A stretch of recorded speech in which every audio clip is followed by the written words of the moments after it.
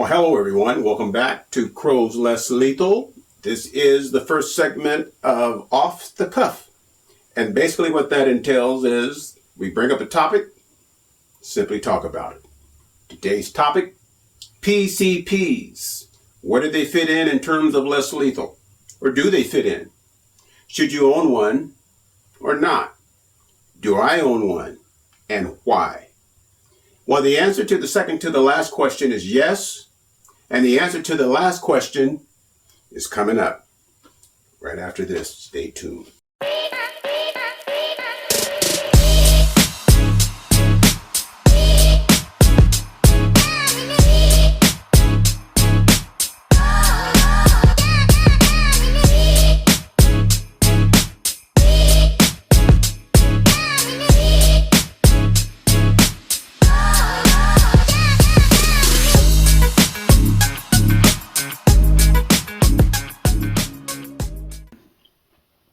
All right, guys, let's go ahead and get started. Now, right off the bat, I just want to make note of something here.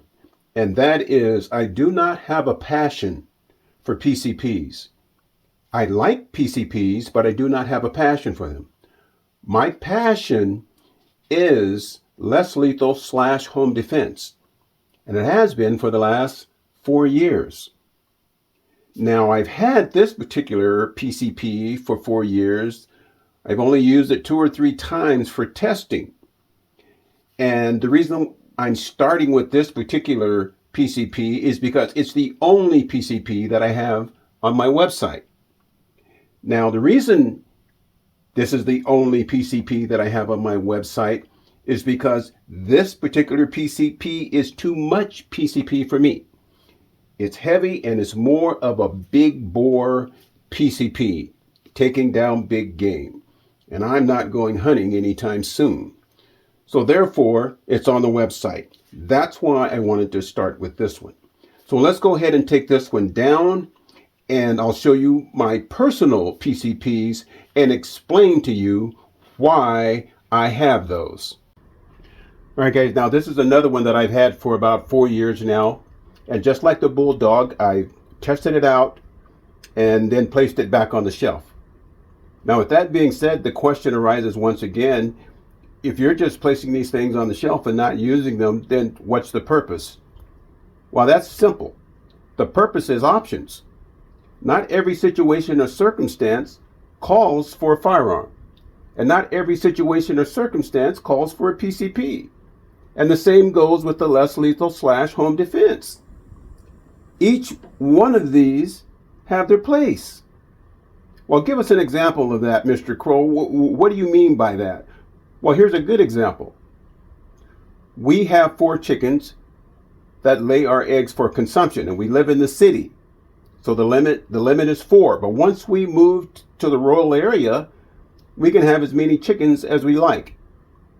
However, we know that in the rural areas, there are coyotes, there are raccoons, there are foxes that love to eat chickens. Okay? And there are rodents that love to devour your garden. And in that particular case, this type of Pcp is perfect. 30 cal and beyond.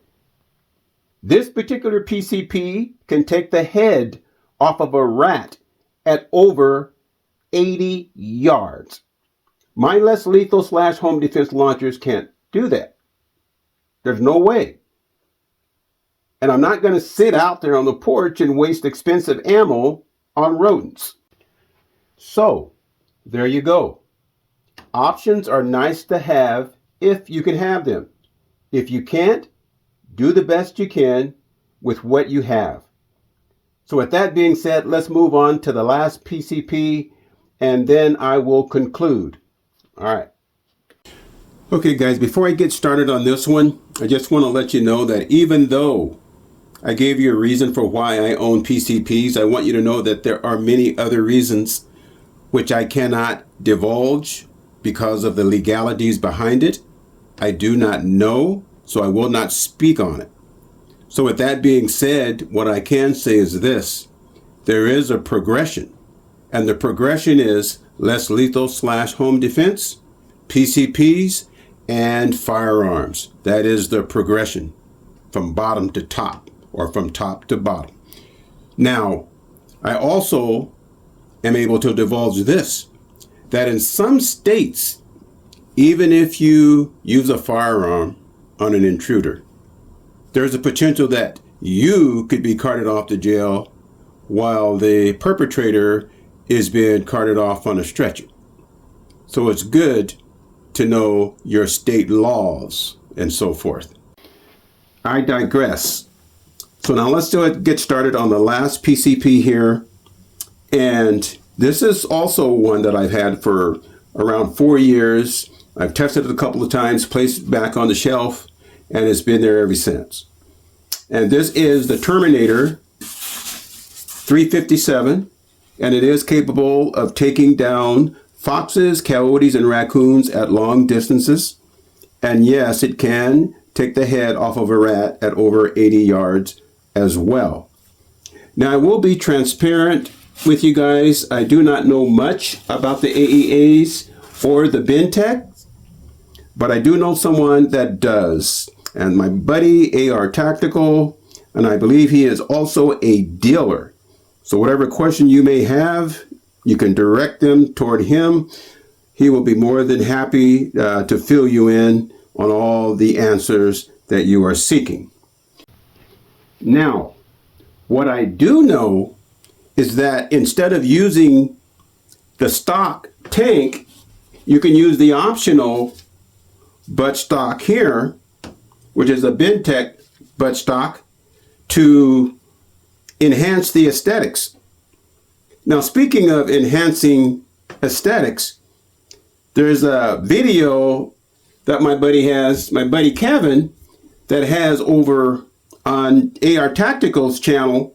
If you want to take a look at it, he shows you where he takes the T9 to another level as far as aesthetics. So once again, the sky's the limit in terms of what you can do with these PCPs. And that was one of the motivations that gave me the idea to do this particular video. What I witnessed over there as far as what he did with the T9. Now, with all that being said, let me conclude overall what I think about PCPs. PCPs in general, I give them the nod. I give them the go-ahead. I believe they are essential, yet I believe they have their place. And I believe that if at all possible, it is an option that everyone in the less lethal arena should have. Until next time, Crow's Less Lethal, off the cuff.